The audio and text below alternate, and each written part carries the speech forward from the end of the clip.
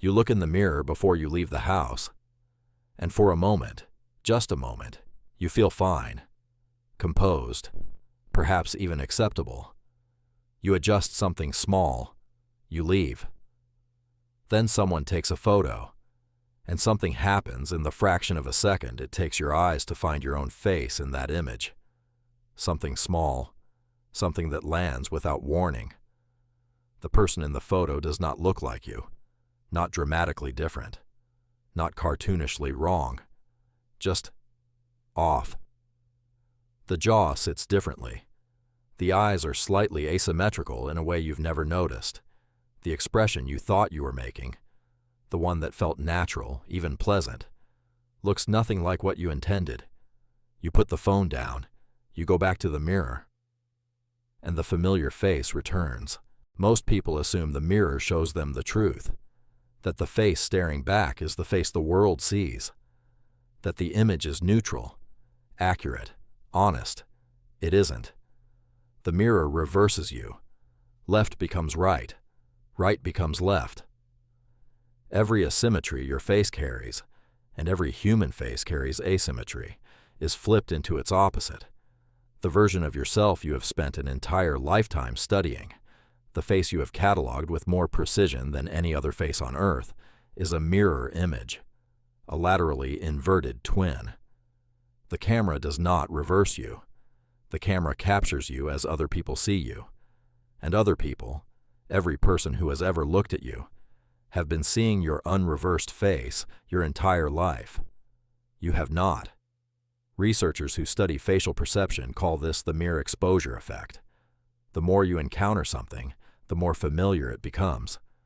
The more familiar it becomes, the more comfortable, the more correct, the more beautiful it appears. Your brain has spent decades marinating in your mirror image. It has decided, quietly and without consultation, that this reversed version is the real one, the correct one, the you.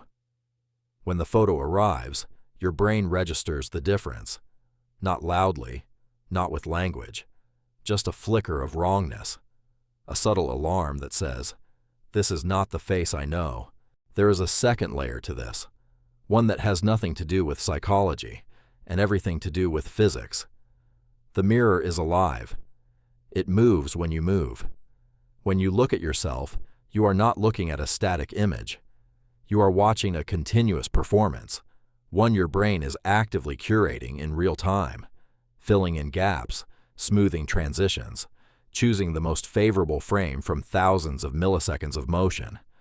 The camera captures one frame, a single slice of time so thin it has no thickness at all. 1/25th of a second, perhaps, maybe less. And within that sliver, your expression, your posture, the angle of your head, all of it is crystallized, frozen, made permanent. Humans in motion are fundamentally different creatures from humans in photographs. We are not designed to be seen frozen. Our expressions exist in sequences. A smile doesn't arrive and stay. It builds, peaks, and dissolves. That arc is what gives it life. The camera cuts the arc in half. It selects a single point and calls it the whole truth. The result is almost always a lie.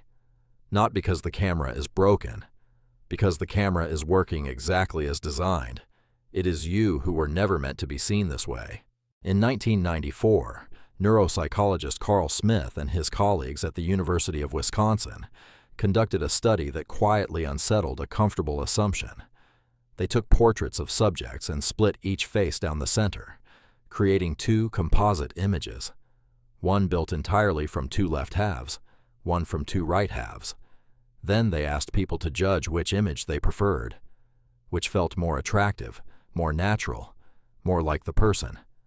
Subjects consistently preferred different composites, and the subjects themselves, the people whose faces these were, preferred the left-left composite, the version built from their left side, the side that appeared on the right in their own mirror reflection. This was not coincidence. The left side of your face is controlled by the right hemisphere of your brain, the hemisphere more involved in emotional expression, more spontaneous, more alive. The left side of your face tends to be more expressive, more dynamic, more you in a sense. When you face a mirror, that expressive left side is what greets you most prominently.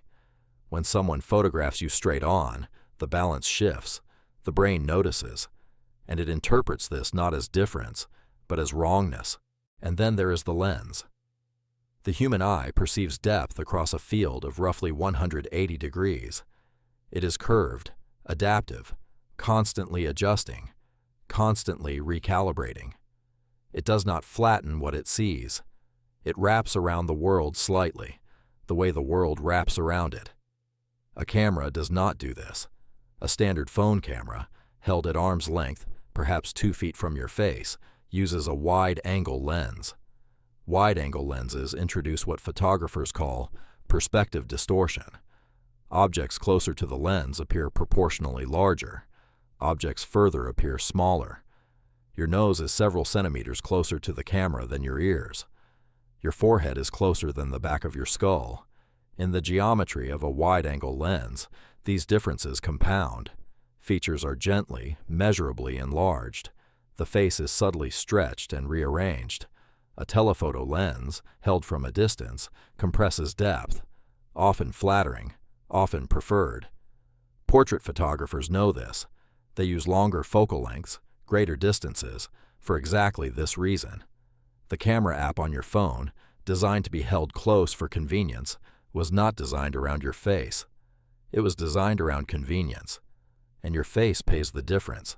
But the physics alone cannot explain the full weight of the experience, because even when photos are taken well, with flattering light, a proper lens, thoughtful framing, many people still feel a flicker of dislocation when they look at them. Something slightly unrecognizable, something uncanny. The research suggests this is something stranger. Psychologists studying self-image have found that most people carry an internal model of their own face that is systematically more attractive than their actual appearance. Not dramatically so, not delusionally, but measurably. When shown a series of photos of their own face, some unaltered, some digitally shifted toward greater attractiveness, some shifted away, most people consistently identify the slightly more attractive version as the most accurate likeness of themselves. We are, by default, biased toward our own faces. The brain runs a quiet optimization process on self-image, one that costs nothing and provides enormous benefit. It protects confidence. It enables social engagement. It makes the daily act of existing in a body more bearable. The camera bypasses this optimization entirely. It does not care about your psychology. It records photons. It captures angles. It has no investment in your comfort. What you see in the photo is not a worse version of you. It is simply an unedited one. Here is the part that stays with you. Other people do not see the mirror version. They have never seen the mirror version. Not once in your entire life has anyone looked at you and seen the face you see in the bathroom every morning. They see the photo version, the unreversed face, the face the camera captures. And in most cases, in the overwhelming majority of cases studied by researchers in this field, the people around you have formed their impression of your appearance based on a face you have barely ever seen and have never fully accepted as your own. People who know you well, who have spent years looking at you across tables and in corridors and through screens, are not surprised by your photographs. They recognize you immediately, completely, without hesitation, because to them the photo is exactly you. The photo has always been you. The stranger in the image, the one that doesn't look quite right, is the person they have known all along.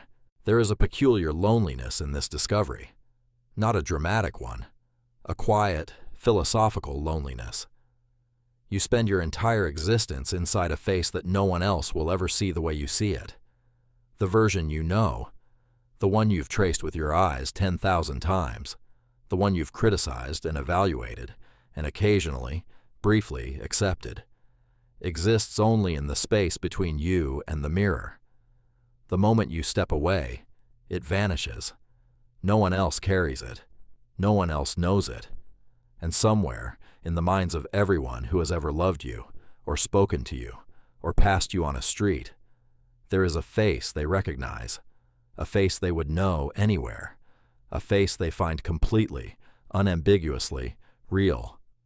It is your face, objectively, scientifically, photographically. It is the face you have spent your life struggling to believe is truly yours. Perhaps the most unsettling thing about the mirror is not what it shows you.